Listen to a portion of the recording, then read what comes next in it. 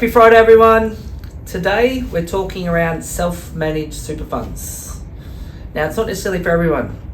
Everyone compulsory in Australia has to have superannuation, which is one of the great things that the government put in place many years ago. In other countries, there is no compulsory super. So getting to retirement and building wealth throughout life is very important. Here in Australia, having super takes a little bit of that away. But at the end of the day, knowing what you can do with your funds, maybe it could be right for you to transfer your current super fund into a self-managed super fund. Now, there's a lot of pros and cons in relation to doing this. You must have a strategy, which is the most important. In relation to understanding what you can and can't do with a self-managed super fund, it's very important you go to your advisors.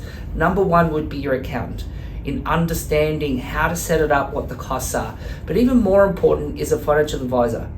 They're the ones who can actually give you a full holistic advice as to the strategy or what outcome you're looking at getting in relation to particular your retirement.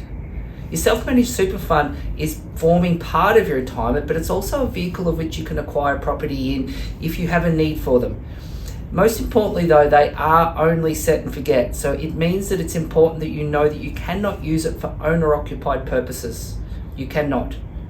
The government in ASIC will audit your files and make sure that everything is compliant, and that compliant on an annual basis adds to the cost of running your self-managed super fund.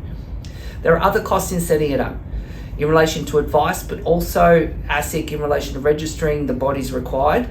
But also if you're looking at borrowing and lending, some of the lenders aren't overly cheap in relation to checking all your documents involved in borrowing the funds, especially when looking at purchasing a property. So it is very important to understand why you're looking at setting this up and whether that vehicle, investment vehicle of a self-managed super fund is right for you. So speak to your advisors and have a great day.